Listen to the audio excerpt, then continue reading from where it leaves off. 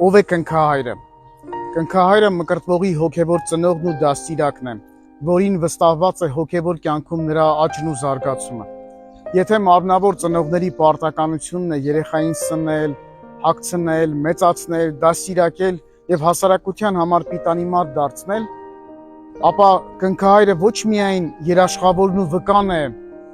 սուրբ մկրտության ծեսի ժամանակ, այլև արարողությունից հետո արդեն ծնողներին հավասար պարտավորություն ունի խրատելու, սնելու, իր անձնական օրինակով օրինակ դառնալու մկրտվողի համար, նրան դաստիարակելով հայոց եկեղեցու ուղղափառ մտածողությամբ, սրբազան ավանդություններով եւ մեր աստվածաբանական մտածողությամբ։ Կնքահայրությունը եկեղեցու կողմից սահմանված ձևական պաշտոն չէ։ Ուստի կնքահայրներն իրենց պարտականություններին պետք է մոտենան ամենայն լրջությամբ եւ պատասխանատվությամբ, չէ՞ որ մեկ օր Աստծո առաջ իրենք պատասխան են տալու իրենց արածի կամ չարածի համար։ Մեր վարդապետները մեծ կարևորություն են տվել կնքավոր պարտականություններին։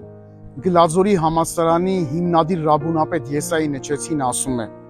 երբ երեխան խելահաս է դառնում, կնքահայրը խաչանել է սովորեցնում, երբ ոտքի է կանգնում, ծնրադրել, երբ սկսում է խոսել հայոց դավանանքը։ Մեկ այլ վարդապետ Կիրակոս Ձերզնկացին ասում է, որ երբ երեխան դառնում է 15 տարեկան, ապա կնքահայրը նրան առաջին անգամ եկեղեցի պիտի տանի, հրաժարիմքը ասել տա եւ հավատքի խոստովանությունը։